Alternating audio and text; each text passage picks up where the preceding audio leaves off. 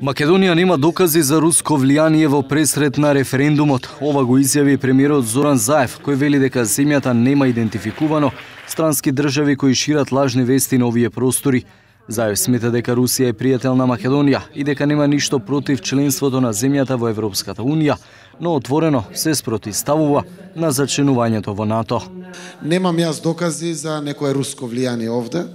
Руската Федерација е пријател на Македонија и таа нема ништо против интеграцијата на Македонија во Европската Унија, но многу отворено е против нашата интеграција во НАТО. И тоа го кажуваат многу јасно. Ние се обидуваме да објасниме дека за нас не постои алтернатива.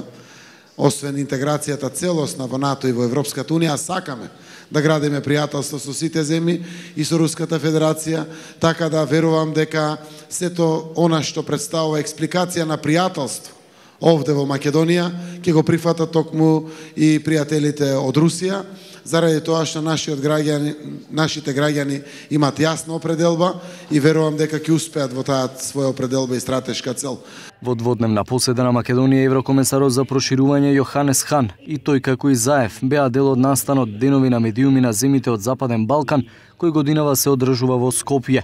Хан, како и најголемиот дел високи представници од Европа, упати повик до македонските граѓани да го искористат правото и да излезат да гласат на референдумот. So I can only ask every citizen to participate in this referendum because, as we have seen in many referendums here in Europe and elsewhere, every vote counts and therefore it's so decisive to participate and to use your democratic rights. Одговорот на премиерот Заев за наводното руско влијание следува по изјавата на секретарот за одбрана на САД Џејмс Матис, кој пред слетувањето во Скопје за американските медиуми изразил загриженост од можно мешање на Москва околу референдумот во земјата. Во изјавата тој вели дека нема сомнение дека Москва финансира проруски групи во Македонија со цел неуспех на референдумот за името на земјата.